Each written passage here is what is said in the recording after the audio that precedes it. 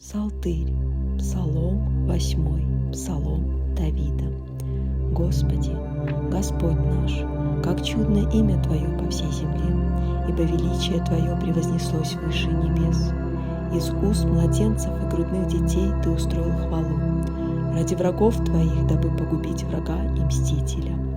Как я посмотрю на небеса, дела перстов Твоих, на луну и звезды, которые Ты основал, то что такое человек, что Ты помнишь его, или сын человеческий, что посещаешь его?